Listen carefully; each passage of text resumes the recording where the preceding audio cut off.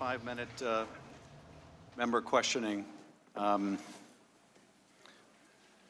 First, I wanted to recognize myself for 5 minutes. First of all, I wanted to clarify something for the record. With respect to the witness who testified on Saturday, that is Mr. Sandy. He is a career official with the Office of Management and Budget. He is today reviewing his transcript, an opportunity we give all the witnesses before their transcript is released to make sure that it's accurate and correct. As his deposition was only taken on Saturday, this was the soonest we could arrange that.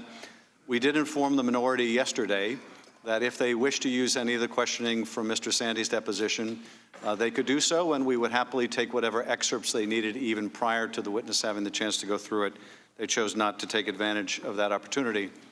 But I would make this far more significant point, which is he is not the top official at the Office of Management and Budget responsible for releasing foreign assistance. Those individuals are named Vaught and Duffy. And both of those political appointees have been subpoenaed to testify, and both of those political appointees have refused. In fact, as the deposition will make clear when the transcript is released, at a certain point, Mr. Sandy was taken out of at least one significant part of the process. But that transcript will be made available as soon as he finishes the review, and we can redact any personal information from it. I want to ask you just a few questions, and our staff, because the expanded round, had time to get through much of what I wanted to ask you, Ambassador.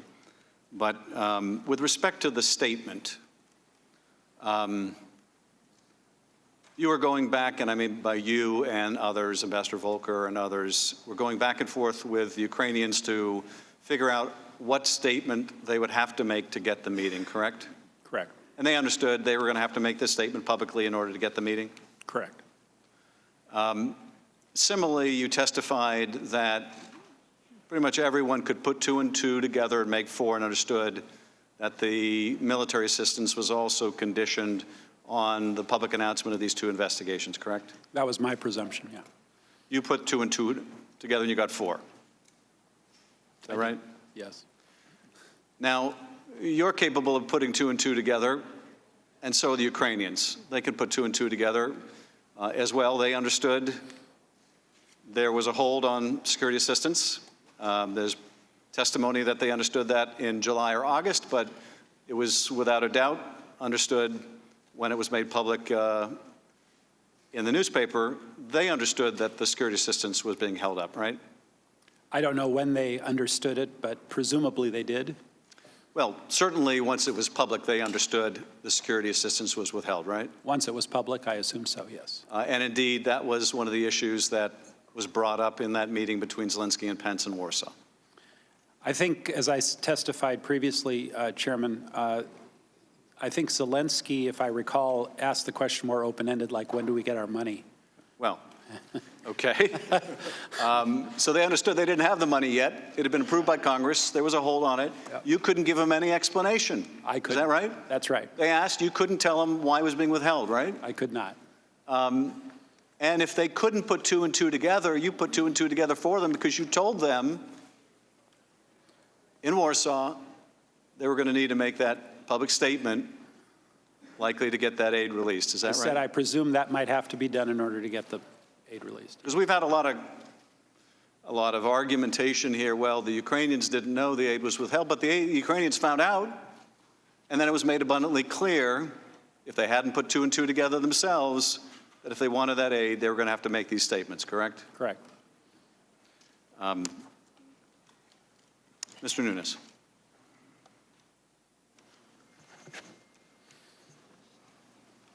Yield to Mr. Ratcliffe. Ambassador Sondland, I'm going to try and quickly move to summarize all of your direct communications with President Trump as it relates to this inquiry, and of course you can correct me if I get it wrong. On May 23rd, you had a group meeting that included what you called a vanilla request about ending corruption involving Ukrainian oligarchs, correct? Correct. On July 25th, you called President Trump to say you were on your way to Ukraine, but nothing of substance occurred on that call, correct? Correct.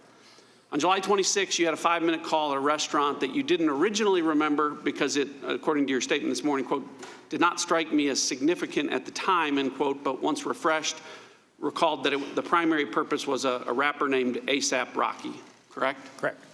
And on September 9th, and most importantly, reading from your deposition, you called President Trump to ask him, what do you want from Ukraine? He responded, I want nothing. I want no quid pro quo. I want Zelensky to do the right thing. I want him to do what he ran on. And what he ran on was fighting corruption, correct? Correct. And then lastly, on October 2nd, in a random in-person meeting that you had at an event for the Finnish president, you ran into President Trump and advised him that you'd been called to testify before Congress, and he said to you, good, go tell the truth. That's correct. All right, and that is the entirety of your recollection of your direct communications with President Trump about these matters. I may have had another call or meeting or two. I wish, Mr. Ratcliffe, I had the record. I understand, but this is what you recall. This is what I recall. Okay, so stop me if there's anything sinister or nefarious in any of this. A vanilla request about corruption, a call to say I'm on my way to Ukraine, a 5-minute call you didn't remember as significant, but its primary purpose was to discuss a rapper, a call that you made where the president said, I want nothing, I want no quid pro quo, I want Zelensky to do the right thing, I want him to do what he ran on, and him telling you to go tell Congress the truth. Anything sinister or nefarious about any of that? Not the way you present it. Okay, and that is the truth as you've presented it, correct? Correct. All right, why that's important, Ambassador Sondland, is because none of that is hearsay. None of that is speculation. None of that is opinion. That is direct evidence. And ultimately, that is what, if this proceeds to the Senate, they're going to care about. Unlike this proceeding, which has been based on largely speculation and presumption and opinion, this is direct testimony and direct evidence. And to that point, none of that included evidence about the Bidens, and none of that included evidence about military assistance, because President Trump never mentioned either of those to you, correct? That's correct. All right. So going back to the July 26th call, because it's going to be a spectacle tomorrow, you didn't remember it because it didn't strike you as significant at the time. Is it fair to say that if the President of the United States was asking you to do or say something improper or unlawful, that would have been significant to you? Yes. All right. And if that call was part of a bribery or extortion scheme that you were part of, as Democrats have alleged, you'd remember that as significant, wouldn't you? I was not a part, and I would have remembered. I understand that, and I agree with you. Let's turn to the quid pro quo, because it's been reported in the papers that this was blockbuster testimony today about quid pro quo and new evidence. To be fair to you, Ambassador Sondland, according to your statement today, as you say on page 14, as you testified previously, this was your opinion that there was a quid pro quo, correct? The 2016 Burisma and the 2016 election and Burisma in return for the White House meeting. That's Right. correct. So you've shared that before. To that point, to be clear again, on the part of it that relates to military assistance, though, you don't have any direct evidence from President Trump about that part of it. That's your 2+2 part of the equation, right? The presumption, correct? That's correct. All right. And you understand also that others disagreed. Yesterday we heard from Mr. Morrison, Ambassador Volker. They testified that they didn't see a quid pro quo. Do you understand that? I understand that. That's what they said. Okay. That reasonable people could look at all of this and come to different conclusions. Correct? Correct. I yield back. Mr. Himes. Thank you, Mr. Chairman. Ambassador, thank you for testifying. Ambassador, a couple things jumped out at me in your testimony. In your opening statement, you say, Mr. Giuliani demanded that Ukraine make a public statement announcing investigations of the 2016 election DNC server in Burisma. Mr. Giuliani was expressing the desires of the President of the United States, and we knew that these investigations were important to the President. That last sentence is interesting. No conditionality, no modifiers. Mr. Giuliani was expressing the desires of the President of the United States.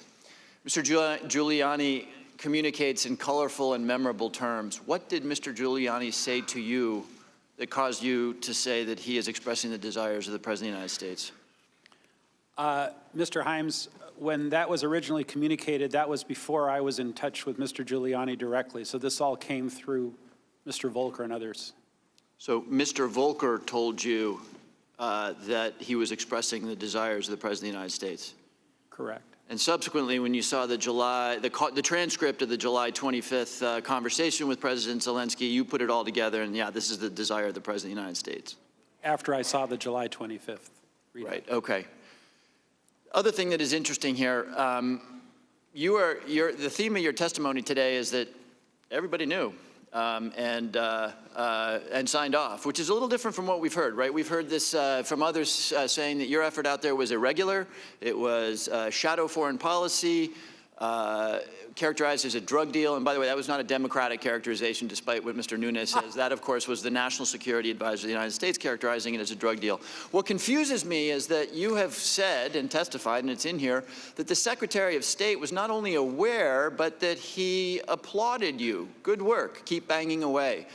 The Secretary of State, if this had been irregular or a drug deal or a shadow foreign policy, he would have been the one to put an end to it, and yet he did not, right? Well, the Secretary of State, I think, was taking into account the totality of what I had been working on, globally, and saying, you're doing a great job, including this. Right, okay, so he was aware of what you were doing, and you're doing a great job, includes this. Yes. So in some sense, he was validating it rather than saying this was irregular or shadow or a drug deal. We never thought it was irregular. We thought it was in the center lane. And why do you think the Secretary of State thought that? Why did he think? Why did he think that this was a worthy thing to do when so many senior people, including the National Security Advisor, thought it was a drug deal? I don't know. You'd have to ask him. Okay. To your knowledge, did he have communications with the President about this? I have no knowledge of his communications with the President. Okay. Let me take you to the July 26 call that we've talked a little bit about. You basically haven't disputed Mr. Holmes's characterization of that report, although perhaps the mention of Biden, you don't recall that. I'm actually pretty confident we'll get a transcript of that call. A conversation in public between a high-profile ambassador and the President of the United States will be the top target, not for one, but for many foreign intelligence services. And because it's pretty sensitive stuff to this inquiry, and pretty sensitive stuff because this information could be used to embarrass the president or leverage public officials, my guess is we're going to see the transcript. Our people are pretty good, and if other people have it, we're going to see this transcript. Until then, all we've got is your recollection and the testimony of the other people there. So I'm curious about your frame of mind. This statement, the Ambassador Sondland agreed that the president did not give a fig, not the word used, about Ukraine. Is that a statement you might make? Do you believe that the president doesn't give a fig about Ukraine?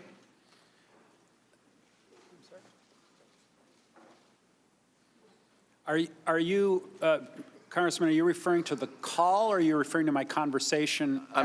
So Mr. Holmes recounts, and I'll read it to you. Ambassador Sondland agreed that the president did not give a fig about Ukraine. Fig was not the word used there. And I'm asking you whether it's plausible that he might have heard that, because I'm asking you whether you believe that the president does not give a fig about Ukraine.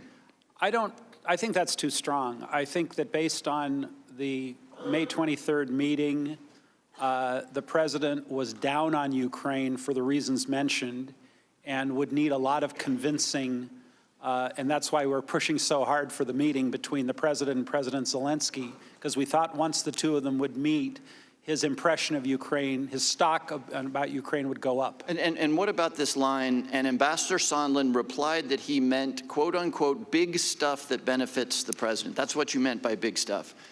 So again, we don't have the transcript. I suspect we will. But is that something you might say? Do you believe that the president really considers big stuff to be that which benefits him? I don't recall saying benefits him. No, I understand that. I'm not asking what you recalled. I'm asking whether it's plausible that you might have said that because you believe, I'm asking you what you believe right now, that the president doesn't give a fig about Ukraine and in fact cares about the big stuff that benefits the president. Do you believe that now?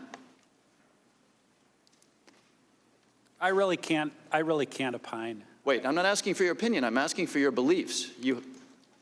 I don't understand your question. I want to answer your question, I just don't understand. Let me try one more time. Okay. Do you believe what is alleged that you said on this phone call, that the president cares primarily about stuff, the big stuff that benefits the president? Is that a belief? I don't think the president said that on the phone call. I don't think the president said that to me on the phone call. I was talking about time of the gentleman. ASAP Rocky, and he mentioned investigations. I don't know why you're. Time of the gentleman has expired. Mr. Conaway. Thank you, Mr. Chairman. I yield 6 minutes to Mr. Jordan. I thank the gentleman for yielding. Ambassador, when did it happen? When did what happen? The announcement. When did President Zelensky announce that the investigation was going to happen? On page 14, you said this: was there a quid pro quo? Today's your opening statement. As I testified previously, with regard to a requested White House call, White House meeting, the answer is yes, that there needed to be a public statement from President Zelensky. When the chairman asked you about the security assistance dollars, you said there needed to be a public announcement from Zelensky. So I'm asking you a simple question. When did that happen? Never did. Never did. They got the call July 25th. They got the meeting, not in the White House, but in New York on September 25th. They got the money on September 11th. When did the meeting happen again? Never did. You don't know who was in the meeting? Which meeting are you referring to? The meeting that never happened. Who was in it? You know how Zelensky? You know how Zelensky announced it? Did he tweet it? Did he do a press statement? Did he do a press conference? You know how that happened? I mean, you got all three of them wrong. They get the call, they get the meeting, they get the money. It's not 2 + 2, it's 0 for 3. I mean, I've never seen anything like this. And you told Mr. Castor that the president never told you that the announcement had to happen to get anything. In fact, he didn't just not tell you that, he explicitly said the opposite. The gentleman from Texas just read it. You said to the President of the United States, "What do you want from Ukraine?" The President, "I want nothing. I want no quid pro quo. I want Zelensky to do the right thing. I want him to do what he ran on." What did he run on, Ambassador Sondland?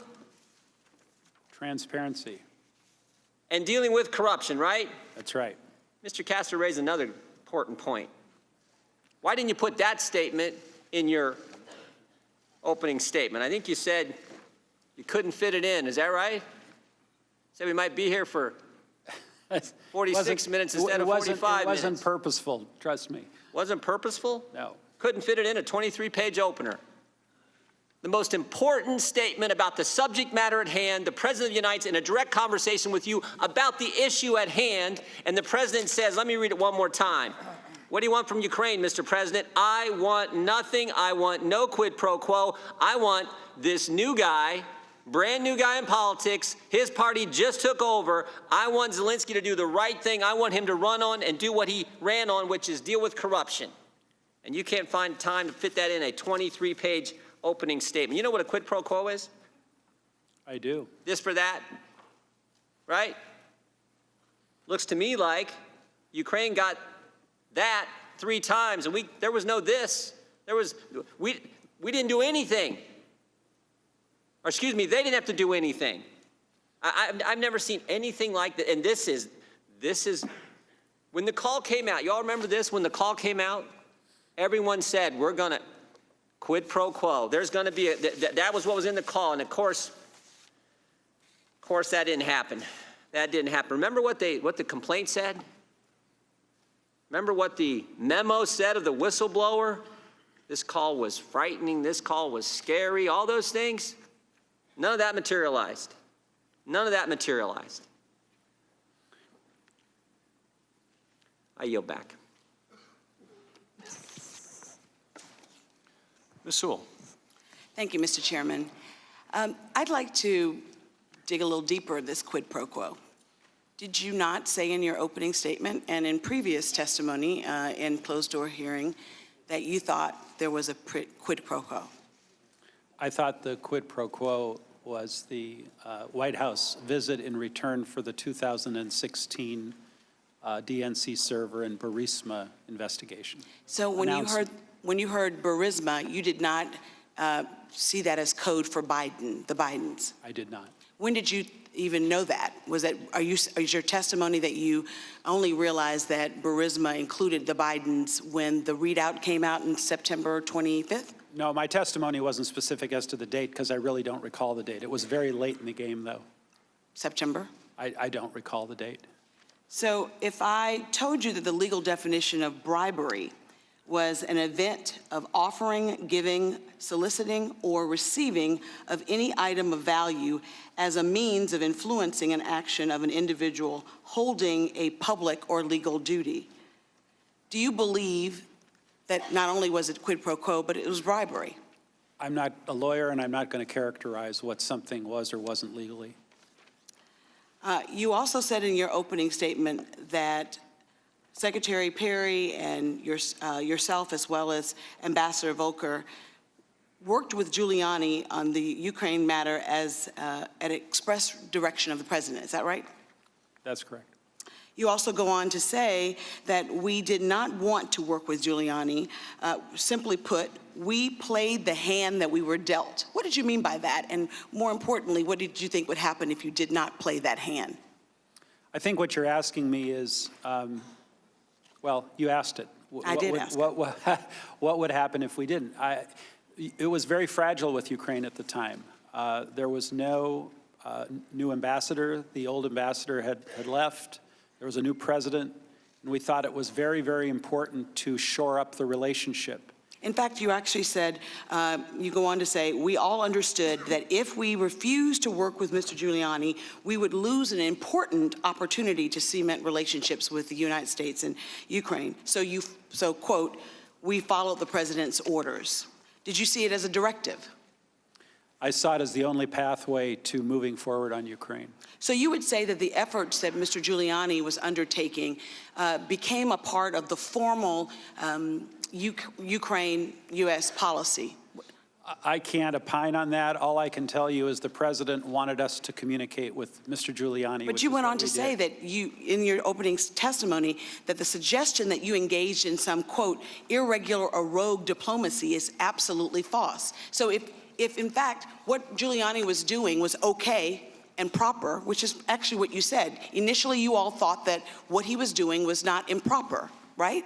We did not think it was improper, and when I referred to the fact that I was not engaging in rogue diplomacy, by definition, rogue diplomacy would have meant I would not have involved the leadership of the State Department and the White House. So you're saying that everyone in the chain of command knew about Giuliani's efforts to try to get the investigations into Burisma and to, so I'm just trying to figure out what you thought you were actually opining to. Look, the president directed us to work with Mr. Giuliani, and the leadership of the State Department were knowledgeable, as was the NSC, that we were working with Mr. Giuliani. Well, what's interesting is that Ambassador Taylor testified that he knew nothing about it, and clearly he would be in the chain of information if he was the ambassador to Ukraine. At the end of the day, sir, with all due respect, you're the ambassador to the European Union. Why would he not know about it? I don't know. He was the one who said that there was both a regular and irregular channel. He should have known about it. So although although you said that you did not want to work with Mr. Giuliani, you in fact did work with him. That's correct. And do you think that the essence of what he was trying to achieve was accomplished? I don't know what he was trying to achieve. You clearly had to have known, sir. If you think that this was actually going down the center lane, is what you said, it was clearly important that we work with Mr. Giuliani to get what the president asked for because it was a directive and an order. Surely you must know whether or not mission was accomplished. Well, I know what Mr. Giuliani communicated to us. And you thought that that was totally fine? Did you really think that it was okay for... Can I answer your question? Sure. You asked what Mr. Giuliani was trying to achieve. No, I asked whether you thought that it was right for Mr. Giuliani to want to accomplish the efforts that he was involved in, which was to get them to investigate Burisma and the 2016 election, as you said. All I can testify to is what I know that Mr. Giuliani either told me directly or told Ambassador Volker and others that was relayed to me. Thank you. I yield back. Mr. Turner. Ambassador Sondland, I want to walk through some of the portions of your testimony because sometimes you seem to make direct connections and sometimes they seem to be dead ends. I kind of want to clear up what are the dead ends and what are the direct connections. Yesterday, Ambassador Volker, who I consider to be very talented and a man of integrity, and I believe you think he's a man of integrity, correct? I do. He testified that the President of the United States did not tie either a meeting with the President, a phone call, or any aid to investigations of Burisma 2016 or the Bidens, that the President did not do that. And you've testified that the President did not tell you that he tied them either, correct? I did testify to that, although when Ambassador Volker and I were working on the statement and negotiating with the Ukrainians, it was clear to Ambassador Volker that a meeting would not happen without the Burisma in 2016. That was very clear to Ambassador Volker. And how do you know that? What did he say to you? Because he says that was not clear to him. In fact, he says that's not the case. He was working on that. He knows that that's what the President wanted, but he didn't have it as this was a requirement. Oh, I strongly disagree with that portion of his testimony. It was absolutely a requirement, or we would have just had the meeting and been done with it. What about the aid? He says that they weren't tied, that the aid was not tied. And I didn't say they were conclusively tied either. I said I was presuming it. Okay, and so the President never told you they were tied. So your testimony, his testimony is consistent, and the President did not tie aid to investigations. That's correct. Okay, he also testified that he spoke to Giuliani and that Giuliani did not relate that he was tying on behalf of the President or on the President's behalf aid, and that in fact, Giuliani never said to him that aid was tied to investigations. Now, the question I have for you is, did you ever have a conversation with Giuliani that did not involve Volker? Because your testimony is a lot of we's and us's. So do you and Giuliani have a separate conference, separate phone call where Giuliani told you that the aid was tied? Because Volker says, and if he was on all your phone calls, Volker says that never happened. No, I did have a few conversations. I don't recall how many because I don't have the records with Mr. Giuliani directly when Mr. Volker wasn't available. And did Giuliani say to you, go ahead, what were you going to say? I don't believe I testified that Mr. Giuliani told me that aid was tied. Oh, I think, see, this is part of the problem, Ambassador Sondland, and I just want to walk you through this, is you've said to us everyone was in the loop, and everyone knew. Now, hold on a second. I've listened to you today, as a lot of people, and not only are your answers somewhat circular, frequently you've contradicted yourself in your own answer. Now, the text messages and emails that you put up there, Kurt Volker walked us through, and he has a completely different understanding of what you were saying than what you're saying you were saying. So I'm a little confused as to how everyone's in the loop, because if Giuliani didn't give you any express statement, then it can't be that you believe this from Giuliani. Now, let me tell you right now, because is Donald Trump your friend? No, we're not friends. Okay. Do you like the president? Yes. Okay. Well, you know, after you testified, Chairman Schiff ran out and gave a press conference and said he gets to impeach the President of the United States because of your testimony. And if you pull up CNN today, right now, their banner says, Sondland ties Trump to withholding aid. Is that your testimony today, Ambassador Sondland, that you have evidence that Donald Trump tied the investigations to the aid? Because I don't think you're saying that. I've said repeatedly, Congressman, I was presuming. I also said that President Trump. So no one told you, not just the president. Giuliani didn't tell you, Mulvaney didn't tell you, nobody, Pompeo didn't tell you, nobody else on this planet told you that Donald Trump was tying aid to these investigations. Is that correct? I think I already testified. No, answer the question. Is it correct? No one on this planet told you that Donald Trump was tying this aid to the investigations? Because if your answer is yes, then the chairman's wrong and the headline on CNN is wrong. No one on this planet told you that President Trump was tying aid to investigations. Yes or no? Yes. So you really have no testimony today that ties President Trump to a scheme to withhold aid from Ukraine in exchange for these investigations. Other than my own presumption. Which is nothing. I mean, that's what I don't understand. So you know what hearsay evidence is, Ambassador? Hearsay is when I testify what someone else told me. Do you know what made-up testimony is? Made-up testimony is when I just presume it. I mean, you're just assuming all of these things, and then you're giving them the evidence that they're running out and doing press conferences, and CNN's headline is saying that you're saying the President of the United States should be impeached because he tied aid to investigations, and you don't know that, correct? I never said the President of the United States should be impeached. Nope, but you did. You have left people with the confusing impression that you were giving testimony that you did not. You do not have any evidence that the President of the United States was tied to withholding aid from Ukraine in exchange for investigations. I yield back. Mr. Carson. Thank you, Chairman. Ambassador Sondland, I really want to better understand Mr. Giuliani's role in carrying out the President's demand for investigation. So, on May the 23rd, sir, during a meeting in the Oval Office to discuss the future of U.S.-Ukraine relations, President Trump told you and others to, quote, talk to Rudy. Do I have that right, sir? Correct. Mr. Ambassador, did you listen to the President and talk to Rudy, sir? Did I talk to Rudy? Yes, sir. Yes. What did you understand to be Mr. Giuliani's relationship with President Trump? I understood he was the President's personal lawyer. What did you believe to be Mr. Giuliani? What did you believe Mr. Giuliani was doing in Ukraine for President Trump, sir? I don't know. Ambassador Sondland, in August of this year, you and Ambassador Volker spoke with Mr. Giuliani about a draft statement to be issued by President Zelensky. During those discussions, it was Mr. Giuliani who suggested, in fact, insisted that the statement include specific language about Burisma. Correct, sir? Correct. And he insisted that the statement include the mention of the 2016 elections. And Mr. Volker transmitted this message to a top Ukrainian official, right, sir? Correct. Mr. Ambassador, and this statement was part of the deliverable that President Trump wanted, correct, sir? Correct.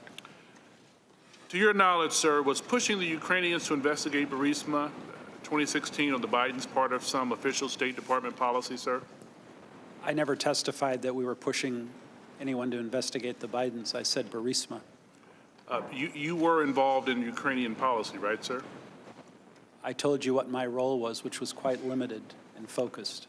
Was it your understanding, Mr. Ambassador, that Ukraine policy should involve investigations into Americans or debunk conspiracy theories about the 2016 election, sir?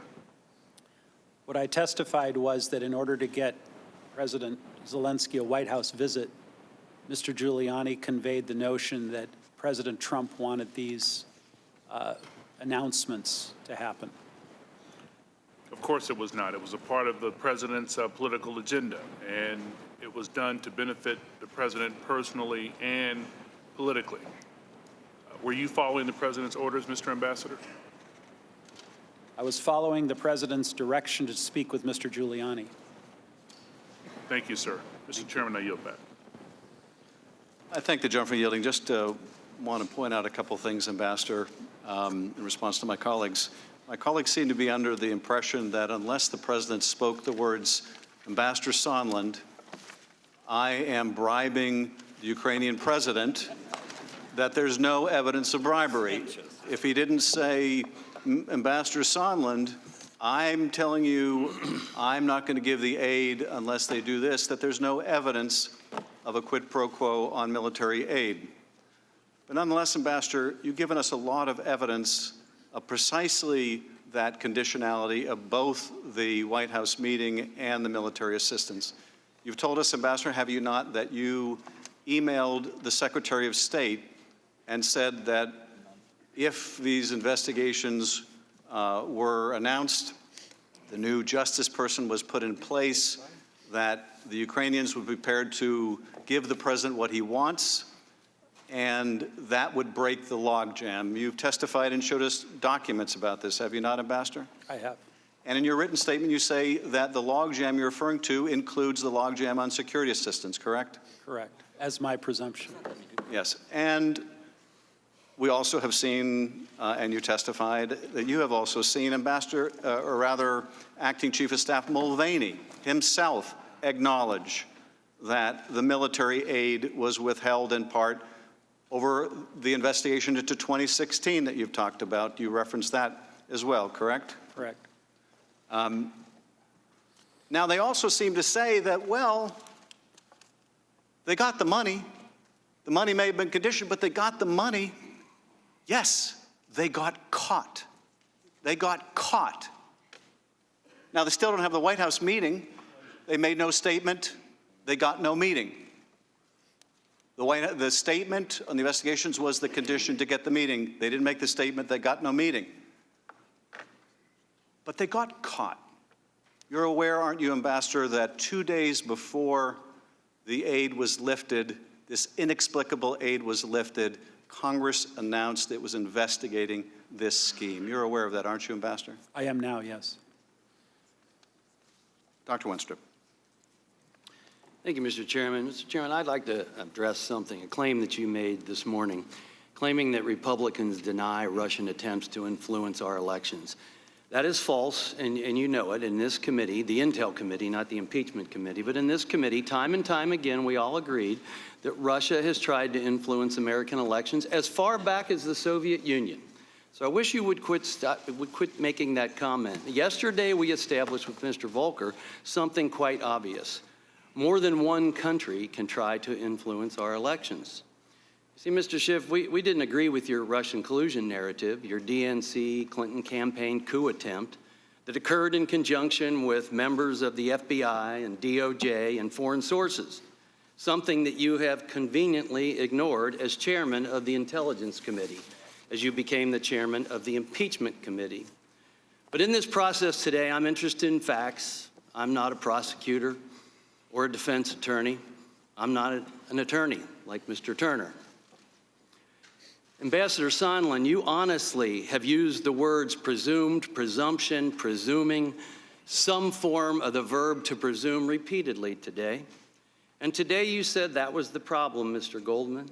No one ever told me the aid was tied to anything. I was presuming it was. You see, in mathematic fact, 2 + 2 does equal 4.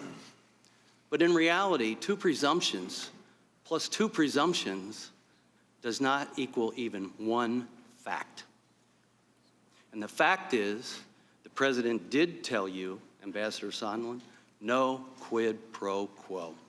That's a fact. And another fact, no quid pro quo occurred. This time, I'd like to yield to Mr. Conaway.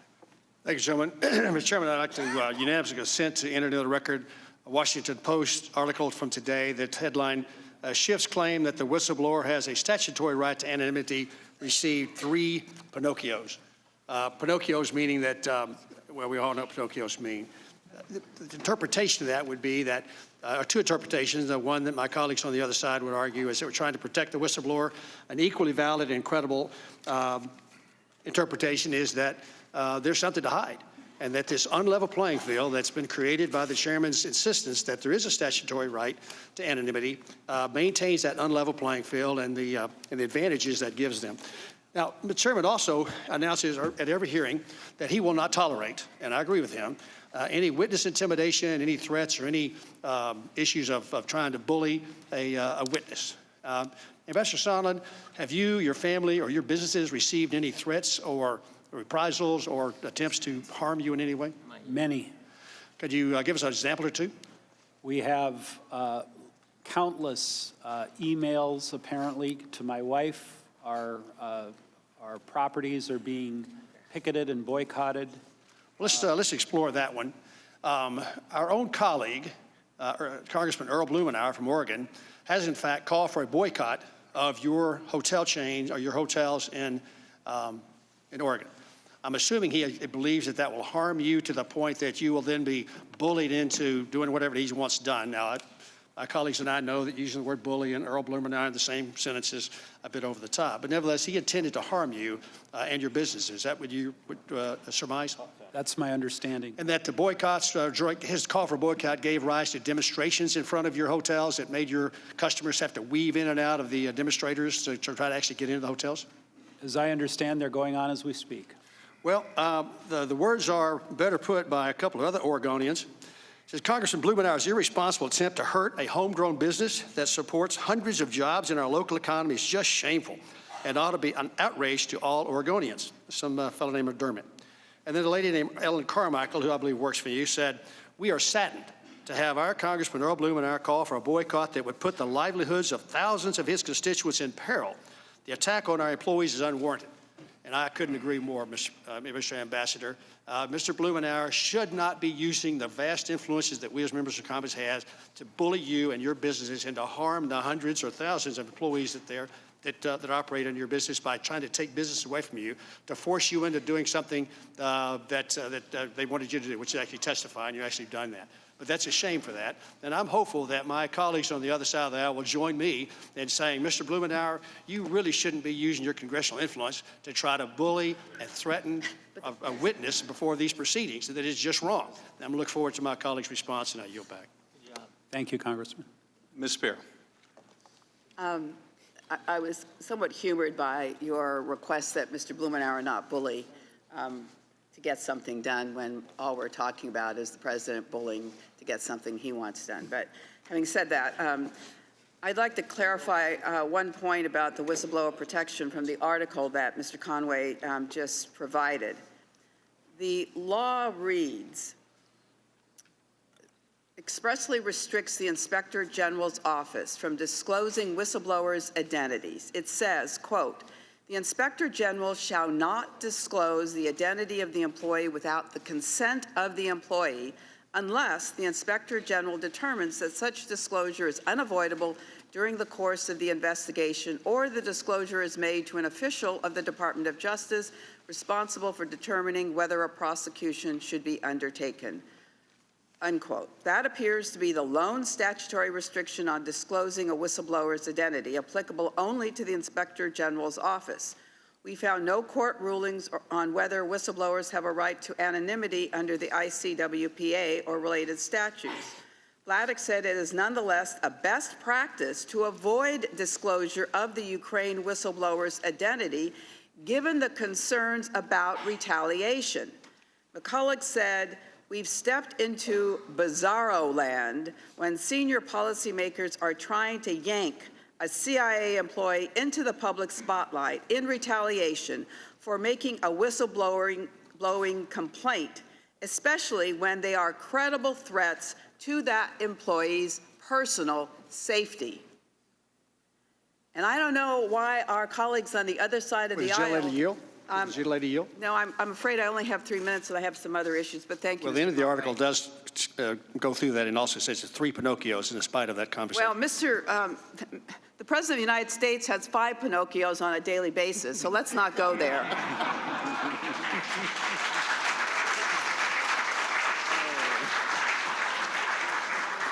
Ambassador Sondland, in your deposition, you lamented, quote, "I was truly disappointed that the State Department prevented me at the last minute from testifying earlier on October 8th, 2019.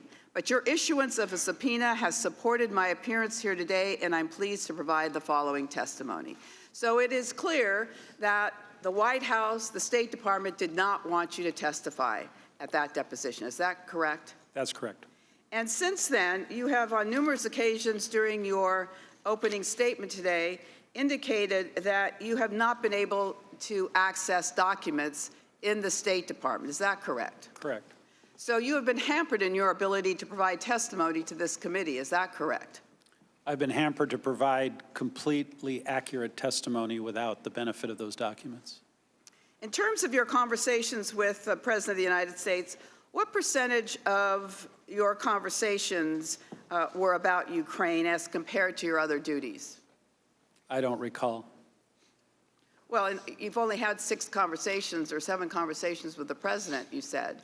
So About Ukraine, I think. So you've had many other conversations? Oh, yeah, about unrelated, completely unrelated matters. So how many conversations with the President of the United States have you had? Again, I don't want to give you a number because it's going to be wrong if I don't have the records. Is it less than 20? It's probably in that range. All right. Would you say that delay in military aid and the lack of a meeting in the White House works to the benefit of Russia? Repeat the question again, please. Would you say that the delay in military aid to Ukraine and the reluctance to have a White House meeting has a benefit to Russia? I think it could be looked that way, yes, looked at that way. All right, yes. I'm going to just speak very briefly about code. When Michael Cohen was before the Oversight Committee, he was asked, you suggest the president sometimes communicates his wishes indirectly. For example, you say, quote, Mr. Trump did not directly tell me to lie to Congress. That's not how he operates. It would be different, he said,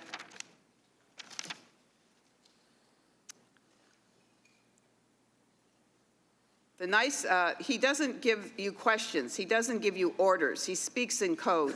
And I understand the code because I've been around him for a decade.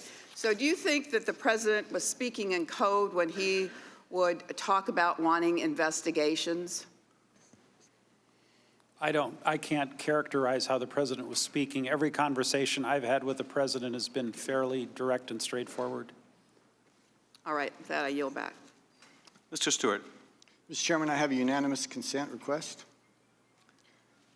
You may state your request. The DOE responds to Ambassador Sondland's comments before the House Intelligence Committee attributable to the DOE Secretary of the Press Secretary. Ambassador Sondland's testimony today misrepresented both Secretary Perry's interaction and with Rudy Giuliani and direction the Secretary received from President Trump. As previously stated, Secretary Perry spoke to Rudy Giuliani only once at the President's request. No one else was on that call. At no point before, during, or after the phone call did the words Biden or Burisma ever come up in the presence of Secretary Perry. Again, I ask that that be entered into the record.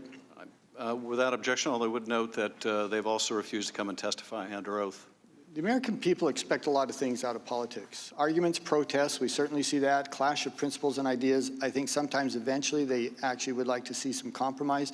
But I think something they expect above everything else, fundamental, they expect that there is a sense of fairness about it. And I want to read part of a text I received from someone that I have tremendous respect for. Just a few hours ago, she wrote, crafting a story to hurt another human being can never be right. The means of destroying and hurting another individual just does not justify the end, and politics does not give anyone free pass to destroy other people. Now, you can say a lot about the treatment of President Trump over the last 3 years, but I think one thing you cannot argue is that it has been fair. There were those calling for his impeachment literally before he was inaugurated. For 2.5 years, we were told every single day he has betrayed our country. He is a Russian asset. He has committed treason. Accusations that we know now are not true, and for which we never have any evidence to support that. He was accused of obstruction, and now here we are actually impeaching the president over, well, first, quid pro quo, until we found out that didn't poll very well with focus groups, and then it was bribery, until virtually every witness before us who was asked a question said they had no evidence of bribery, and now it's extortion. And again, the American people expect some sense of fairness. So when Nancy Pelosi goes before she has seen a shred of evidence, and she announces the president has betrayed his oath of office, he has betrayed the American people, he betrayed national security, without seeing any evidence, again, the American people say, well, what is fair about that? So the question before us now is, again, extortion. That's the latest version of the charges against the president. I'm not an attorney. Extortion sounds pretty scary. It's kind of serious. I had to look it up, what it means. It means obtaining money or property by threat to a victim's property or loved ones. Mr. Ambassador, I'm going to read you a couple of quotes from President Zelensky and then ask you a question. First, from a Ukrainian press release, Donald Trump is convinced that the new Ukrainian government will be able to quickly improve the image of Ukraine. Complete investigation of corruption, which inhibited the interaction with Ukraine and the USA. Does that sound like President Zelensky is being bribed or extorted in that comment? As I testified previously, I'm not a lawyer either, and I don't want to characterize any legal terms. I really don't. That's fine. I think most people would read that and say, that doesn't sound like he's under severe pressure. He makes it very clear in his own words then. Ukrainian President Zelensky told reporters during a joint press conference with Donald Trump that he was not pressured by the U.S. president. Again, I was not pressured. He used another time. There was no blackmail. I would ask you, do you think he felt like he was being extorted by the president based on these comments? I really think that's for the committee and the Congress to. Well, you know what, Mr. Ambassador, it's really for the American people. I agree. And the American people aren't stupid. And the American people can hear that, and they can say, I don't think he was under duress. I don't think he was being extorted. I don't think there was an exchange of a bribe. And I would conclude with this last observation. It is common for our national policy to withhold aid for various reasons. You know that's true as an ambassador. Is that not true? That's true. It's frequent, isn't it, that we will withhold aid for various reasons. That's correct. It is a policy. I mean, for example, President Bush did it. He suspended military aid to 35 countries over their lack of support for the International Criminal Court. I'll bet that helped his political standing back home. But I don't remember anyone suggesting we should impeach him for it. President Trump did it last year with Afghanistan over corruption. We did it with Pakistan over much the same thing, and no one suggested that we impeach them for it. This is a common occurrence in international relations. It is hardly an impeachable offense.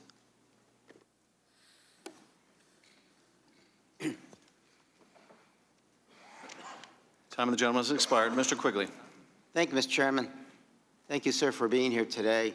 You know, there are things we can agree with our colleagues on, things we can disagree. I can agree that with my colleague that we should turn over all the documents should be turned over. Mr. Ambassador, I think you agree that it would have helped your testimony, helped you understood that the State Department, the White House hasn't turned over a single document. The White House won the President's April phone conversation, but millions more out there. So on that we can agree. On others we can disagree as to, particularly as it relates to the whistleblower. It distresses me because I begin to wonder about the motivations. In the final analysis, the way I look at this is if we were investigating an arson, you all would indict the person who pulled the fire alarm. That person's job is done, and we've seen the smoke and we've seen the fire. Whatever the whistleblower did doesn't change the president's actions, doesn't change the president's own words, which are in our testimony, are in our body of evidence. It doesn't change Mr. Mulvaney's own words. It doesn't change the body of evidence here. All it does is put this person at risk. Back to the documents and what you know, and clearly, Mr. Ambassador, you seem to have your memory jogged by documents. Let's talk about May 23rd and see if this one helps you. Senator Johnson, in referencing the May 23rd meeting in his letter, sir, says, I have no recollection of the president saying that during the meeting. It is entirely possible he did because I do not work for the president. If made, the comment simply did not register with me. He also says, I also remember Sondland staying behind to talk to the president as the rest of the delegation left the Oval Office.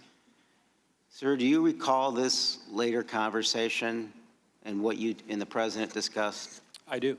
And what was that? Just again recapping what it was sort of a free-for-all conversation, and I wanted to tie down exactly what we agreed to do and what we didn't. And in that subsequent, he reinforced, talk to Rudy? And talk to Rudy, you guys should work on this. Did he go into any more detail about what that meant? No. Just said, talk to Rudy. It was a very short conversation. And the second part, you said there was something besides just talk to Rudy? Yeah, to reconfirm that the three of us would be working on the Ukraine file. Yeah, and so on. Back to Rudy in this seemingly contradictory messages here. You now recall the prerequisite mentioned in the July 10th meeting, right? That when you were having this discussion, the first meeting in John Bolton's office, sir? Yes. That you referenced that there was a condition? I believe someone else testified that I raised that, and I didn't dispute that testimony, that I said, it's my understanding that in order to get this visit done, there needs to be an announcement about, I don't know if I said investigations or said specifically Burisma and 2006. Sure, but in your opening, you mentioned at the very same time that apparently there was a meeting with Rudy Giuliani, and the message you got was underscored, very concerned about what Lutsenko told them, that according to RG, Rudy Giuliani, the Z-POTUS meeting will not happen, which is not conditioned. It's just not going to happen. Your understanding of the difference here? I think what you're saying is this meeting I was talking about in my opening statement was apparently a meeting that Rudy Giuliani was having at the same time. At the same time in Ukraine. Right. Unbeknownst to us. Right. But he's saying something different. He's saying it's not going to happen. There's no notice in here that it's conditioned in any way. Well, that was Ambassador Volker's point. This was really an exchange with Ambassador Taylor Correct. and Ambassador Volker. Ambassador Volker is saying, don't let other people speak for the U.S. government.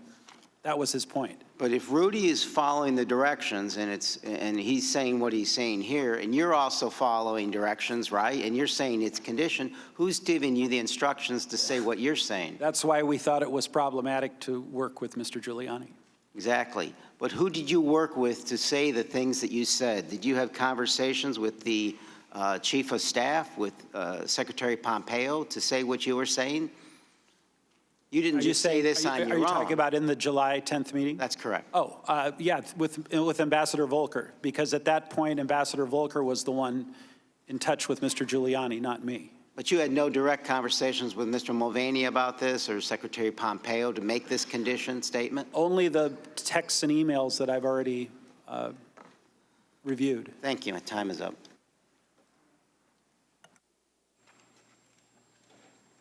Ms. Stefanik. Thank you, Ambassador Sondland, for your service. And I also want to thank you for your recognition in your opening statement of your hardworking staff at the U.S. mission to the EU. Mr. Sondland, you testified that you never received any direct confirmation or specific information as to why there was a hold on aid. That's correct. And in fact, you testified, quote, President Trump never told me directly that the aid was conditioned on the investigations, end quote. That's correct. You said, quote, never heard those words from the president, correct? Correct. Instead, you testified that in your September 9th call with President Trump, the president said, quote, no quid pro quo. I want nothing. I want nothing. I want President Zelensky to do the right thing, do what he ran on, end quote. Is that correct? That's correct. And the fact is, the aid was given to Ukraine without any announcement of new investigations. That's correct.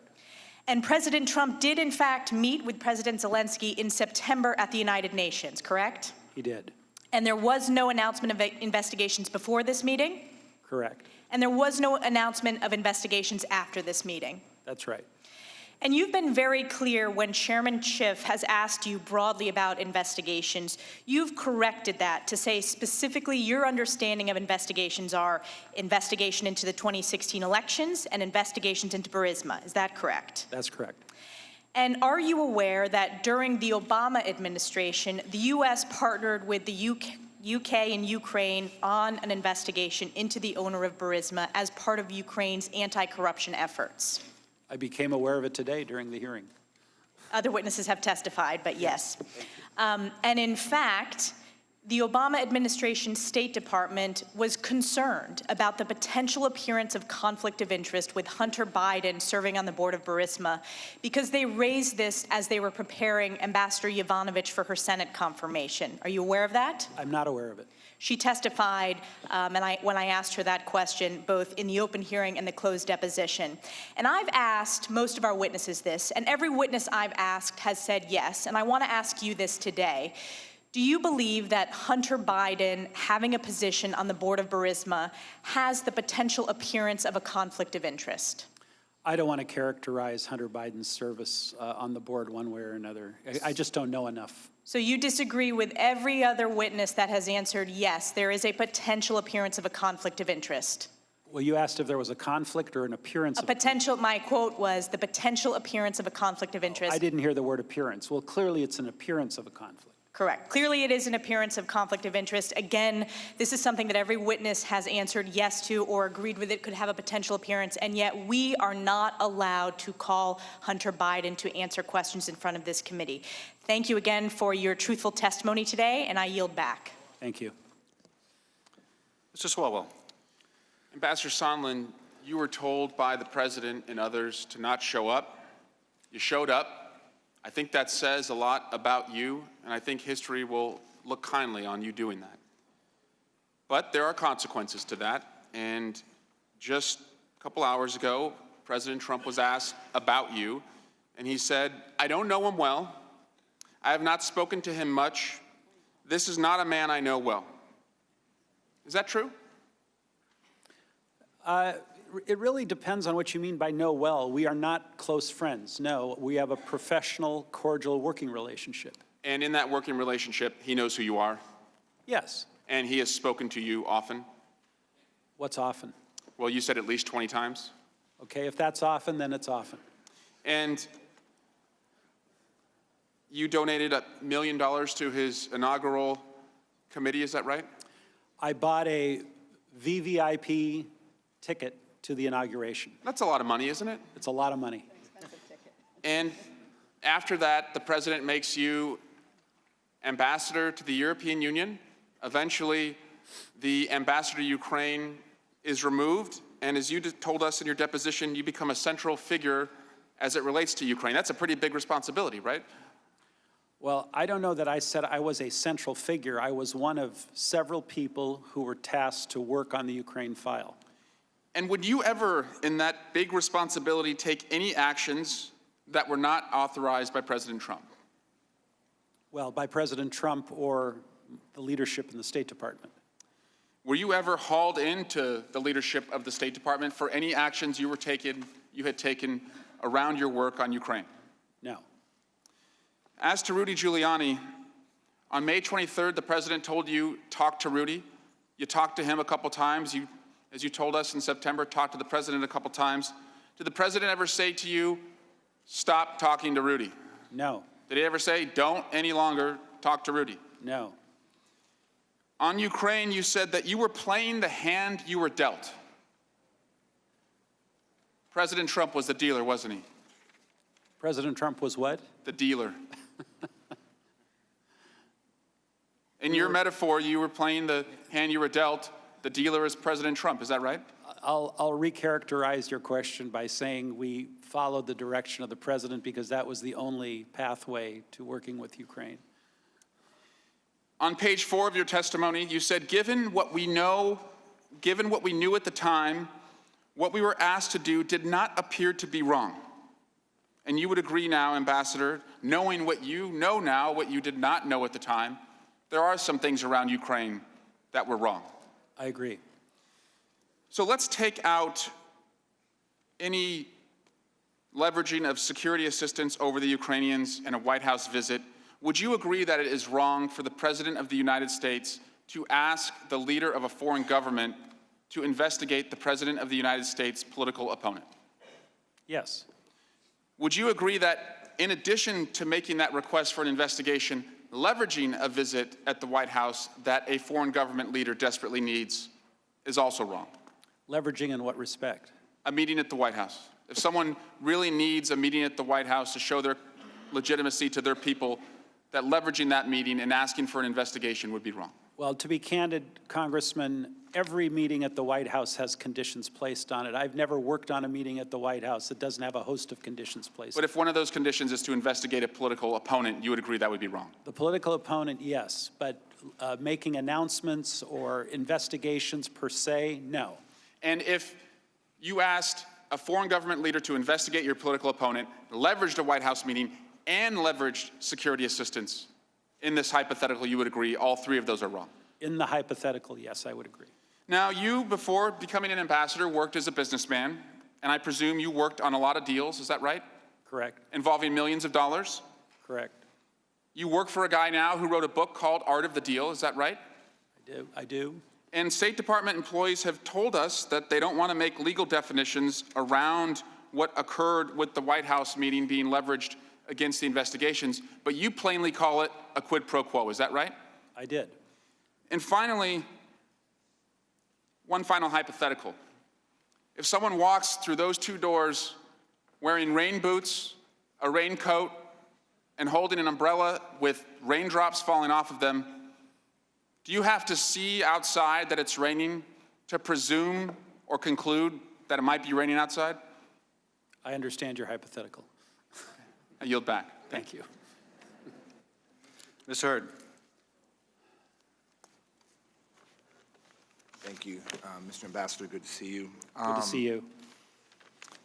My colleague from California basically implied that you've been supportive of President Trump's campaign. Is that correct? I'm having a very hard time hearing you, sir. My colleague from California indicated that you were supportive of the president's campaign. Is that correct? I actually donated to the inaugural committee in order to secure tickets. So let me ask this question. Did you participate in or overhear any conversations about the potential information collected by Ukraine on the Bidens, collected by Ukrainians on the Bidens would be used for political gain? Did I personally hear that? No. Did you participate in any conversations when this was being discussed? Not that I recall. In your statement on page 5, you said Mr. Giuliani's requests were a quid pro quo for arranging a White House visit for President Zelensky. Then you also recounted your conversation with President Trump where he says, I want nothing, no quid pro quo. How do you reconcile these two statements? They're hard to reconcile. We were working along Mr. Giuliani's direction for a period of time. We still didn't have a White House meeting. Aid was now held up. There were lots of reasons being given by various people as to why those weren't moving forward. And I finally got exasperated by receiving Ambassador Taylor's latest text, and I just picked up the phone. I got through the president, and I said, what do you want? Sure. Are you aware of any specific conversations Mayor Giuliani had with the president between your May 23rd conversation and September 11th, 2019? I don't recall if Mayor Giuliani, when I was directly talking to him, either through a conference call or on a direct call, whether he quoted from the president or said, I just talked to the president. Most of the communications, as I said, went through Ambassador Volker initially. So I don't want to opine on what may or may not have been said. On page 11 of your testimony, you said Mr. Giuliani had been communicating with Ukrainians without our knowledge. I'm assuming you're believing you Mr. Volker, and Ambassador Taylor. Which Ukrainians was Rudy Giuliani communicating with? Well, I was specifically referring to this text that I received from Ambassador Volker, where Mr. Giuliani was apparently telling the Ukrainians something that frustrated Ambassador Volker. Sure. So who specifically? Right. We know that Mr. Lutsenko, the old prosecutor. And do you think Mr. Lutsenko has any gravitas within the Zelensky regime? I don't know. He was the old attorney general and ultimately got fired in August when the new group came in. Okay, so we know Rudy Giuliani has met with Mr. Yermak on the fringes of meetings in, I think it was Spain. Do you know any other Ukrainian official within the Zelensky regime that Mayor Giuliani was meeting with? I don't know who Mr. Giuliani was meeting with. Had you had any conversations with Ukrainian officials within the Zelensky regime that came to you and said, hey, I just got off the phone with Giuliani, what the hell is he talking about? I don't recall. Would that be normal? In all your interactions with ambassadors and heads of states and governments, if there is some element of the U.S. government that they have spoken to, isn't it usually the step that they come in, talk to the ambassador, try to clarify what that statement was? Is that a true characterization of how elements of diplomacy work? I think that's a reasonable possibility. Things work all kinds of different ways these days. When you met with President Zelensky after the July 25th phone call, so you met him on July 26th, did the investigations or Joe Biden come up in that meeting? I don't recall Joe Biden coming up. Was there any frustration expressed to you by the phone call that happened the day before? No, as I testified, everyone said it was a good call. Is, in your opinion, your interactions with President Zelensky, is he a straight shooter? Is he a liar? Or is he a liar? He impressed me greatly, and that's why I wanted to get he and President Trump together as soon as possible. And so when he makes express statements, you tend to believe them? Yeah, with my limited interaction with him, he seems very honorable. Thank you, Mr. Ambassador. I hope you make your plane back. Thank you, Mr. Hurd. I yield back. Mr. Castro. Thank you, Chairman. Good afternoon, Ambassador. Welcome.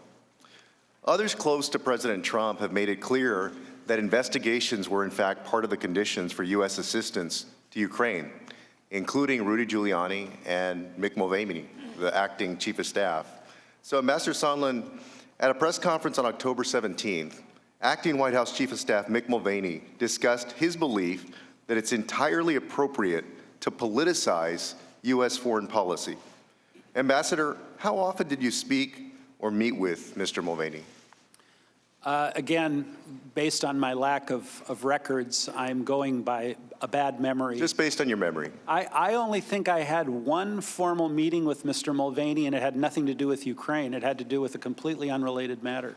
So did you have a chance to talk with Ms. Mulvaney about your efforts in the Ukraine? I think most of our communication were through the stream of emails, which others were on generally. And I may have seen him at the White House casually and said hello and, kept in touch, but we didn't have a back and forth. Well, let me ask you this. Was it your sense that Mr. Mulvaney had a direct line to President Trump? He must have as acting chief of staff, is that right? Of course. Let us look at what Mr. Mulvaney said during his October 17th press conference.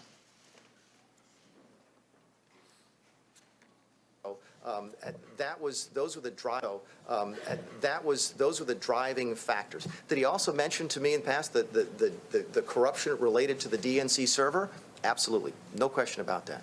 But that's it, and that's why we held up the money. Now, there was a report. So the demand for an investigation into the Democrats was part of the reason that he ordered to withhold funding to Ukraine. The look back to what happened in 2016 certainly was part of the thing that he was worried about in corruption with that nation, and that is absolutely appropriate. He said that President Trump, in that clip, had an interest in the investigations, did he not? Apparently, yes. He's the chief of staff. He's somebody that sees the president and has conversation with the president every single day. Wouldn't you expect that? Just described as a quid pro quo. I would expect he has a direct line to the president. Ambassador Sondland, when did you first learn from Mr. Mulvaney that the investigations were holding up the security assistance, if at any time? I don't know that I heard it from Mr. Mulvaney. Okay. And Ambassador Sondland, I know that you're not a career Foreign Service officer. Is it your understanding that the U.S. government conditions security assistance on an investigation into a political rival all the time? I've already testified I didn't think that would be proper. All right. Well, let us also see what Mr. Mulvaney had to say about that at the same press conference.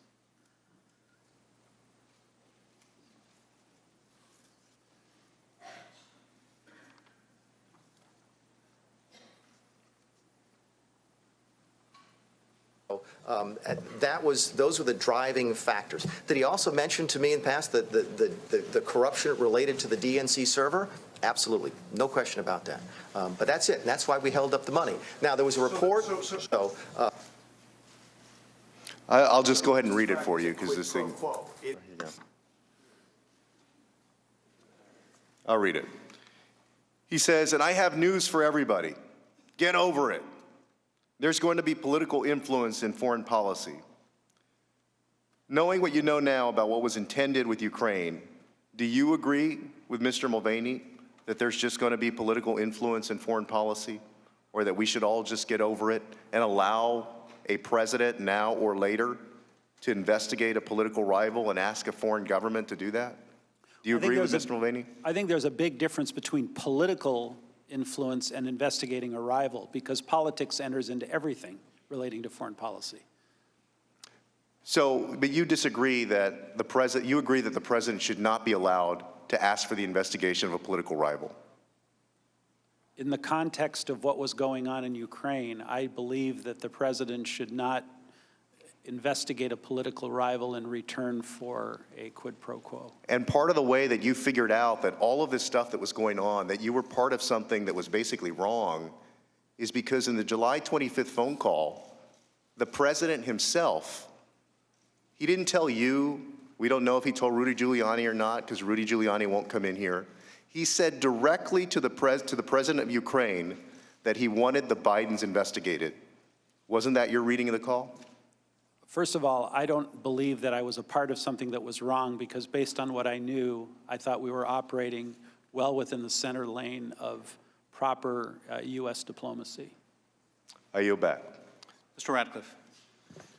Chairman, thank you. Ask unanimous consent to enter into the record a statement issued this morning from the Office of the Vice President by Chief of Staff Mark Short. Without objection.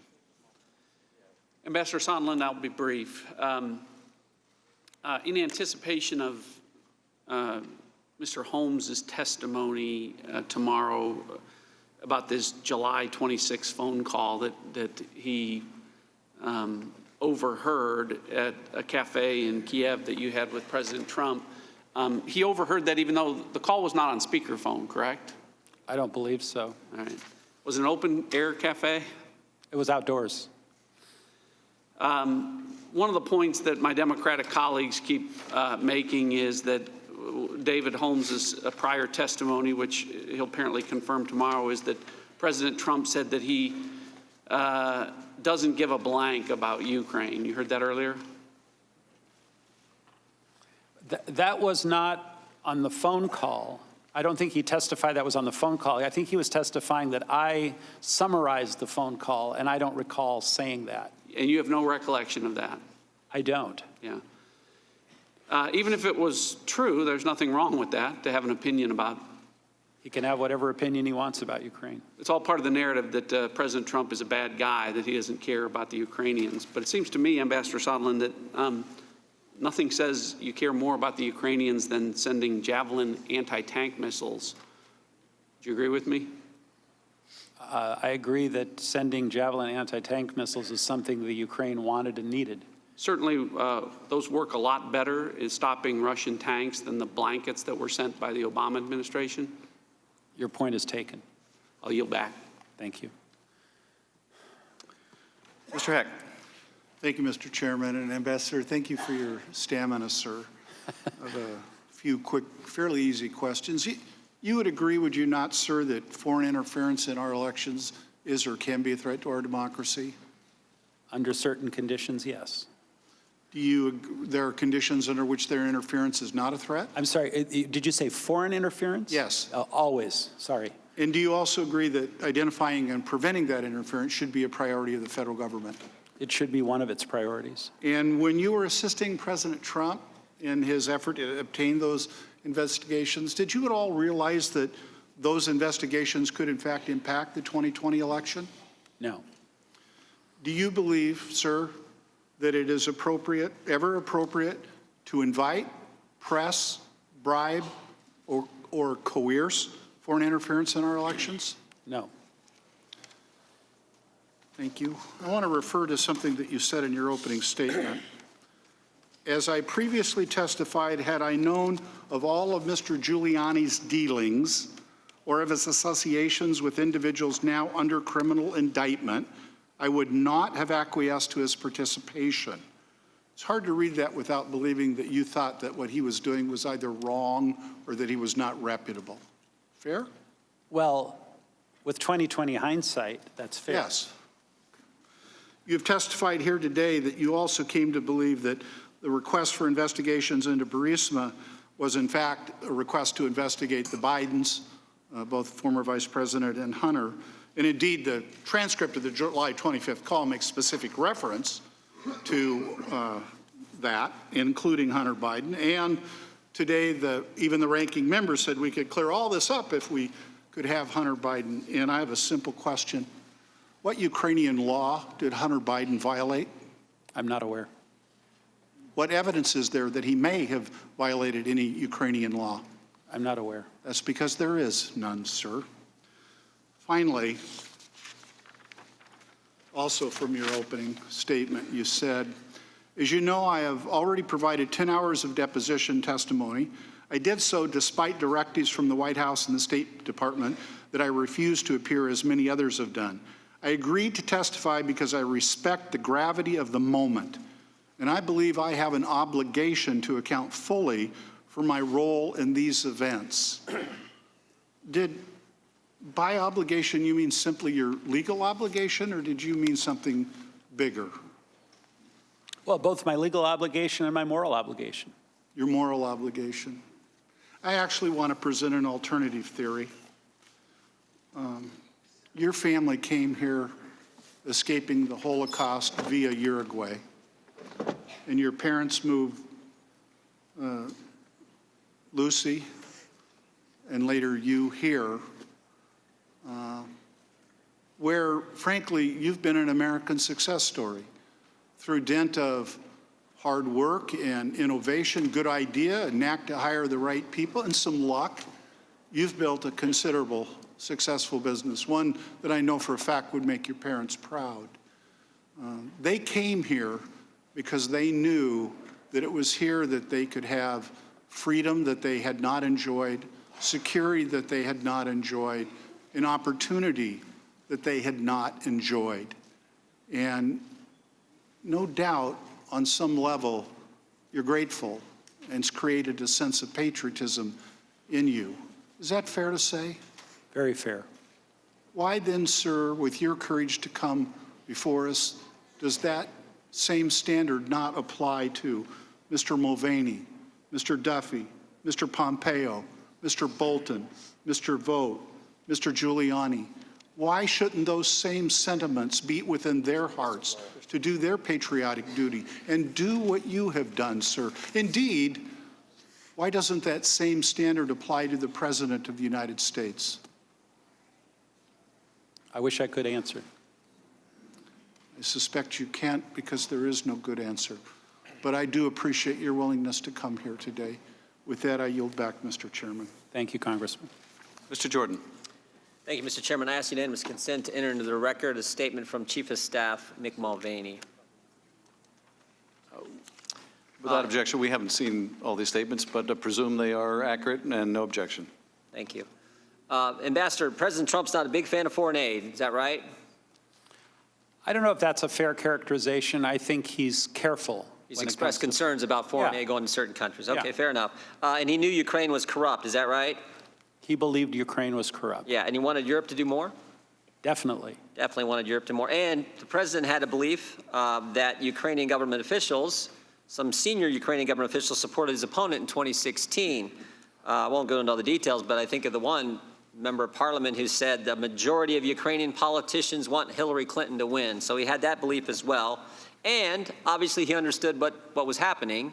We got a brand new guy in Ukraine. This Zelensky guy wins, right? Right.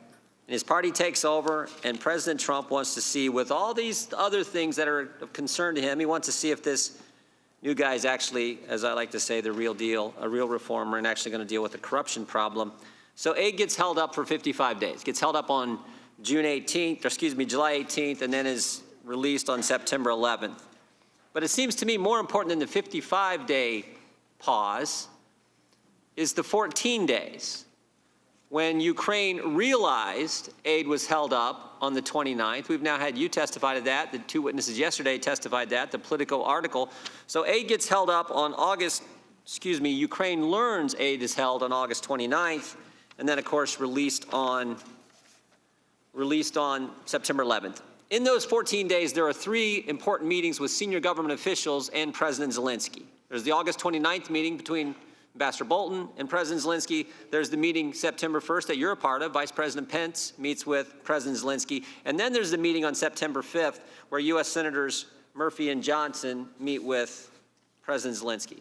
None of those meetings did any linkage to security assistance dollars and an announcement or start of any investigation ever come up. None of them. But it seems to me the one that's the most important is probably the one we've talked least about, and that's the September 5th meeting. because that's actually a meeting where there is no one, well, it's much more congressional focused than White House focused. This is the meeting where Senators Murphy and Johnson, bipartisan, meet with President Zelensky. And what's interesting is what both senators in the last 2 days have given us letters recounting what happened in that meeting. Senator Murphy said, I broached the topic of pressure on Zelensky from Rudy Giuliani and the president's other emissaries to launch investigations into Trump's political rival. Murphy brought it up. You got two senators who both strong supporters of money going to Ukraine. These guys are all for it. And Senator Murphy, the Democrat, even brings up the issue everyone's been talking about. It seems to me if ever there was going to be a time where the president of Ukraine says, guys, you don't know what I'm dealing with. I'm getting pressure from the president of the United States. He wants me to do this. I got to make it. It seems if ever there was a time that the president of Ukraine, the new guy, who now knows the aid has been on hold, if ever there was a time to bring it up, that would have been the time. But guess what? At no time, Senator Johnson tells us, at no time during this meeting or on any other meeting on this trip was there any mention by Zelensky or any other Ukrainian that they were feeling pressure to do anything in return for military aid. Not even, Senator Johnson says, not even after Murphy warned them about getting involved in the election. So Murphy gave this big deal on Giuliani and nothing. And guess what Murphy also said? I do not dispute any of Senator Johnson's factual representations regarding the meeting. If ever it was going to happen, September 5th was the day. No one from the White House there, not Ambassador Bolton, not Vice President, no one there. But even then it didn't happen. And we got all kinds of other meetings when it didn't happen. And of course, as you testified earlier, there was never an announcement.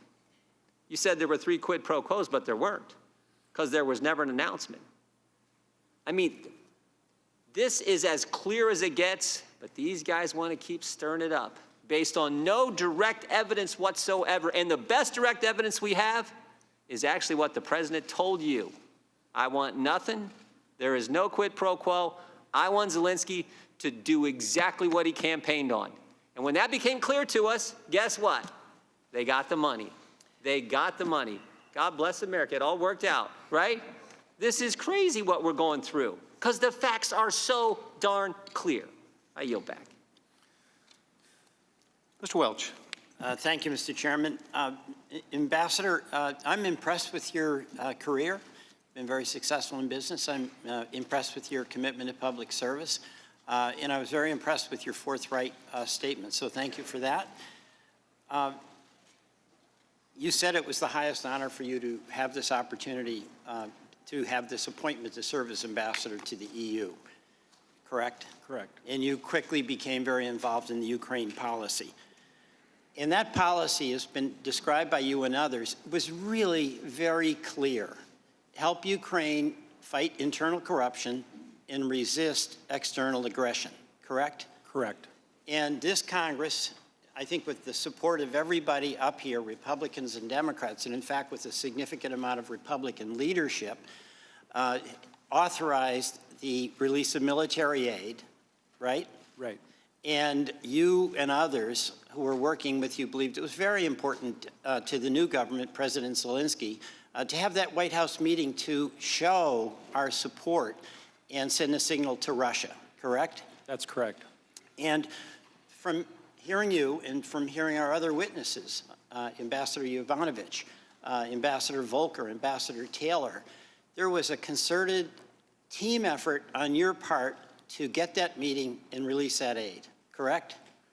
Well, there was always a concerted effort on my part to get the meeting. That was my singular narrow focus, was to get the meeting. Right, and that was shared by all of the colleagues I just mentioned, correct? Yes. All right, and incredibly urgent, Ambassador Taylor described going to the front where Ukrainians were dying at the Donbass. 14,000 had died, and it was an existential issue for them that they get the aid. And you were well aware of that and shared, I'm sure, Ambassador Taylor's concern. Is that correct? I did. right? And in your forthright testimony, you've testified, and it's really with the benefit of hindsight because you couldn't piece it all together. You know, Giuliani knew in real time what you were trying to figure out as you went along. Is that a fair statement? I think so. One, you testified that you acted on the orders of the president. That was you acting on his orders, correct? Correct. And you said quite explicitly there was a quid pro quo. Relating to the meeting and the Burisma DNC. That's exactly right. No meeting unless there's an investigation, right? That's what we were told by Mr. Giuliani. All right. And Mr. Giuliani, you absolutely... Wait, no meeting unless there was an announcement of investigation. Okay, thank you. And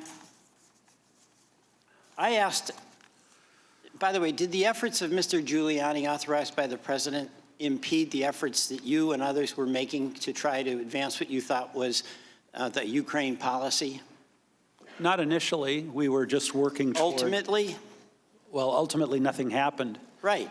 And Giuliani was the one who was absolutely insistent on the meeting, correct? Giuliani was insistent on the investigation. Yeah. All right. Now, I asked this of Ambassador Taylor or Ambassador Volker. If the mayor of Portland said to the police chief, I'm not going to authorize your budget unless you agree to do an investigation into my political opponent, would that be wrong? Of course. And likewise, if it were the governor of the state of Oregon doing the same thing, correct? Correct. And would that same rule apply to the President of the United States? To investigate a political opponent? Yes. That's correct. Yes. All right, so that's the question here. The president, in his phone call, he asked President Zelensky, who desperately needed the release of that aid, who desperately needed the White House meeting, to do an investigation, and it was focused on the Bidens and Hunter Biden in Burisma, in CrowdStrike. I mean, you don't have to answer that. The president's words speak for themselves. Do you feel, as a person who went into public service to serve, who had a team of people that shared your desire to help Ukraine, do you feel in any way betrayed by the double dealing of the president? It's a real question. I don't want to characterize... You don't have to characterize him. I'm just, you know, we all, if we get a chance to do something useful, we like to do it.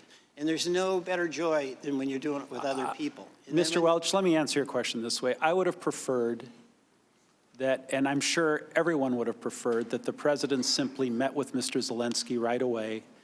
Our assessment of Mr. Zelensky was that he and the president would get on famously. He was smart, he was funny, he was charming, he was the kind of person the president would like, and once the two of them got together, we thought the chemistry would take over and good things would happen between the U.S. and Ukraine relationship.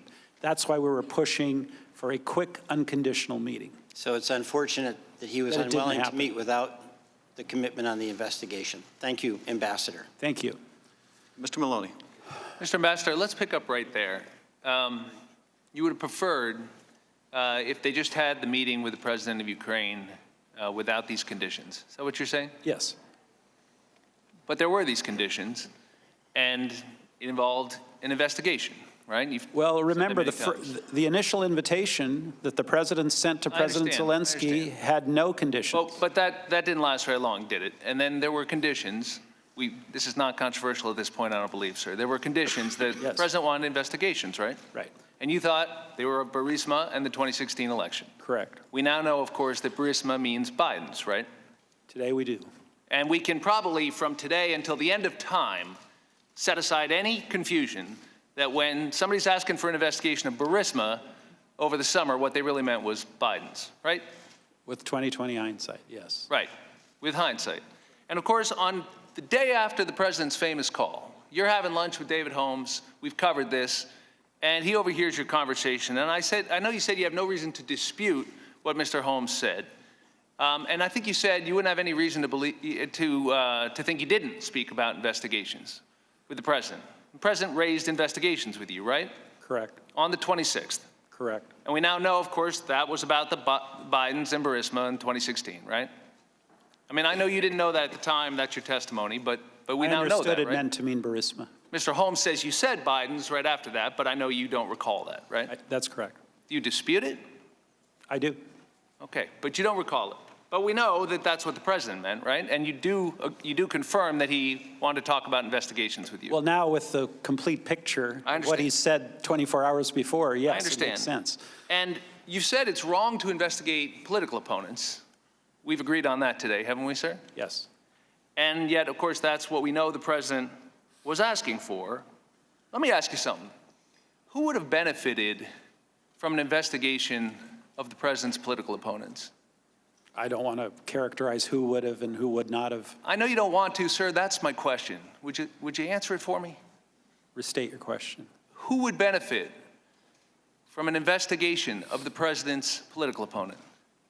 Well, presumably the person who asked for the investigation. Who's that? If the president asked for the investigation, it would be he. Well, it's not a hypothetical, is it, sir? We just went around this track, didn't we? The president asked you about investigations. He was talking about the Bidens. When he asked you about the Biden investigation, who was he seeking to benefit? He did not ask me about the Biden investigation. When he I've asked said you about that investigations, 19 times, Mr. Maloney. Sir, we just went through this. When he asked you about investigations, which we all agree now means the Bidens, we just did this about 30 seconds ago. It's a pretty simple question, isn't it? I guess I'm having trouble why you can't just say. When he asked about investigations, I assumed he meant. I know what you assumed. Company. But who would benefit from an investigation of the Bidens? They're two different questions. I'm just asking you one. Who would benefit from an investigation of the Bidens? I assume President Trump would benefit. There we have it, see? Didn't hurt a bit, did it? Didn't hurt a bit. But let me ask you something. Mr. Maloney? Hold on, sir. Excuse me. I've been very forthright, and I really resent what you're trying to do. Fair enough. You've been very forthright. This is your third try to do so, sir. Didn't work so well the first time, did it? We had a little declaration come in after, you remember that? And now we're here a third time, and we got a doozy of a statement from you this morning. There's a whole bunch of stuff you don't recall. So all due respect, sir, we appreciate your candor, but let's be really clear on what it took to get it out of you. So my question is, when the president's putting pressure on the Ukrainians with holding a meeting to get this investigation that you and I agree would benefit him politically, what kind of position does that put the Ukrainians in, sir? A terrible position. Terrible position. Why? Why does it put them in a terrible position? Why? Well, obviously, they're not receiving ultimately what they thought was coming to them, and they're put in a position that jeopardizes their security. A position that jeopardizes their security, and they're being asked to do an investigation to help their security, essentially, that would benefit the president politically. In other words, you might say they're being asked to give him a personal benefit in exchange for an official act. Is that a fair summary? In your hypothetical, that's correct. It's not a hypothetical, sir. This is real life. Were they asked to give him a personal benefit in exchange for an official act? Sir, I am not going to go around in circles with you. Please be clear about what you're asking me. My time's expired, sir. Thank you for your appearance. Ms. Demings. Good afternoon, Ambassador. It's good to see you again. Thank you. Do you have any knowledge of a possible meeting on or around May 7th involving then President-elect Zelensky and several of his aides to discuss how to handle pressure from President Trump and Mr. Giuliani about investigating the Bidens? I don't recall such a meeting. You don't recall such a meeting? You don't recall hearing anything about such a meeting? Again, if you don't have firsthand knowledge? If I don't have record schedules, right now I don't recall anything about such a meeting. Ambassador, in the May... Is this a meeting among the Ukrainians? It's a meeting among the Ukrainians involving then President-elect Zelensky, so this would have been early on in his presidency with several aides to discuss how to handle pressure from President Trump and Mr. Giuliani about investigating the Bidens? Yeah, I don't recall such a meeting. You don't remember that. Ambassador, in the May, I believe it was the May 23rd meeting, you talked about how the president categorized Ukraine, what he thought about Ukraine. I believe that meeting was on May 23rd. Did you ever hear President Zelensky relay any concerns about you, about how he felt, about how the United States viewed him, whether he was being taken seriously, or any concerns about being used as a tool for political reasons? Well, I saw that in an email from Ambassador Taylor. We obviously tried to relay to President Zelensky the glass half full version of how the United States felt about Ukraine, not the glass half empty version, which is we're here for you, we support you, and we're trying very hard to get you the meeting with President Trump. So after hearing that from Ambassador Taylor, you tried to reassure President Zelensky that America was truly on their side. Is that what you I think we've just been said? trying to assure President Zelensky throughout his entire term as a president. Ambassador, I know you said you don't quite remember exactly when you came to the realization that Burisma actually meant Biden's. But back on May 6th, when asked about a news report about the role of former Vice President's son on Burisma, President Trump told Fox News that it was, and I quote, a major scandal, major problem. On May 9th, the New York Times reported that Rudy Giuliani planned to travel to Ukraine and, quote, shortly to meet with President Zelensky to urge him to pursue the 2016 election and the involvement of Hunter Biden in Burisma, unquote. Are you saying that you did not realize at that time, we're talking about on May 9th of this year, that Mr. Giuliani wanted to urge President Zelensky to pursue the 2016 election and the involvement of Hunter Biden of Burisma? I do now, but I did not then. You did not know that, and I believe you said earlier that you did not pay any attention or much attention at all to any of the numerous news reports of the person you were directed by the president to work with when he was on television over and over and over again talking about Hunter Biden and Burisma. No, I did not. On September 9th, in a text from Ambassador Taylor, he said something to the effect, are we now saying that aid is tied to investigations? And I believe you text back, call me. Then you had a conversation with President Trump.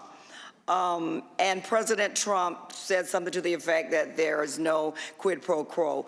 Do you know what prompted him to say that? You asked him, what do you want? And he goes directly to, there is no quid pro quo, as opposed to going directly to the list of things that he wanted. What prompted him to use that term? I have no clue. Did you discuss your conversation or your text from Ambassador Taylor with President Trump before he made that statement? I did not. I asked a very open-ended question. What do you want from me? And you remember that directly, although there are several other conversations that you cannot recall because you don't have your notes or your documents or your emails or other information.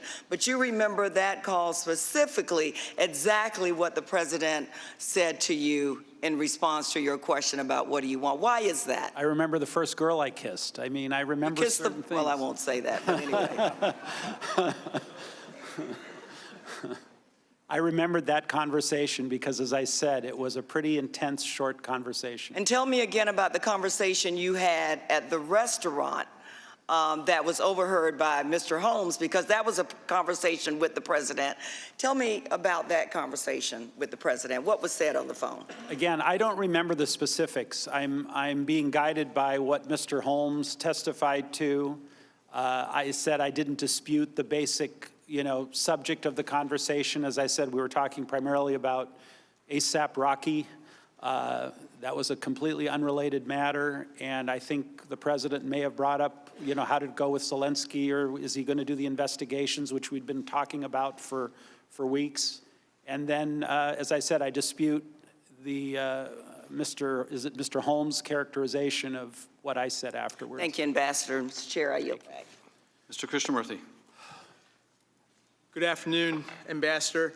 I'm just going to pick up on that September 9th conversation, which the president allegedly said, I want nothing, I don't want a quid pro quo.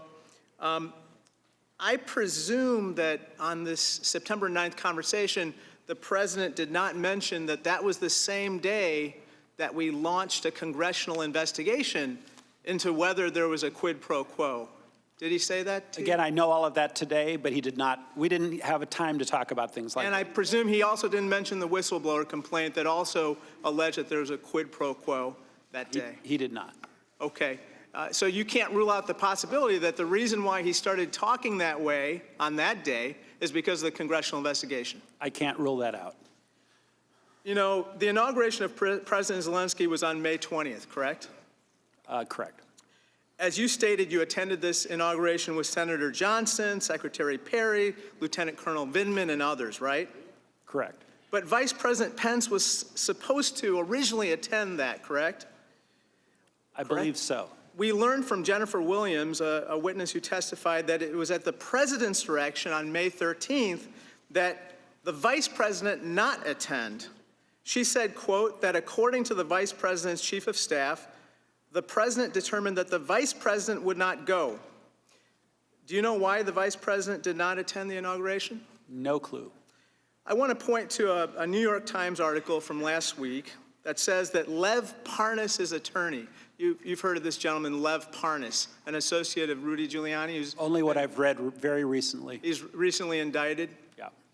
Mr. Parnas told a representative of the incoming government, the Zelensky government, that it had to announce an investigation into Trump's political rival, Joseph R. Biden and his son, or else Vice President Mike Pence would not attend the swearing-in of the new president and the United States would freeze aid.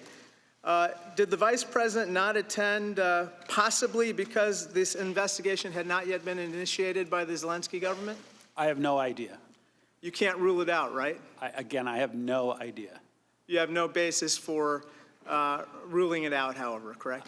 All I know is that the leader of the delegation was Secretary Perry, who invited me along. Interestingly, Ambassador Sondland, since you came forward in these proceedings, others in the administration have tried to distance themselves from you. You know, on October 14th, Rudy Giuliani told the Washington Post that Sondland, quote, seemed to be in charge, close quote, of the effort to get Ukrainian officials to publish or to publicly announce investigations. Of course, that's false, correct? If I had been in charge, I would have asked President Trump to have the meeting without preconditions, and the meeting would have occurred a long time ago. That's exactly right. The president is the one that wanted these investigations, as we learned later on in reading the July 25th call transcript. Isn't that right? The president, through Mr. Giuliani, is conveyed through Mr. Giuliani, wanted the investigations. Mr. Tim Morrison came in yesterday, and in his deposition testimony, as well as yesterday, disparaged you too. He called you, quote unquote, the Gordon problem. That's what my wife calls me. Maybe they're talking. He, Should I be worried? Maybe. You know, on October 8th of this year, the president tweeted that you are a really good man and a great American. And of course, on November 8th, 1 month later, he said, let me just tell you, I hardly know the gentleman. Easy come, easy go. You know, what I'm concerned about, you were part of the Three Amigos. But what I'm really concerned about, Ambassador Sondland, is that the president and the good folks over here, my Republican colleagues, are now casting you as the one amigo.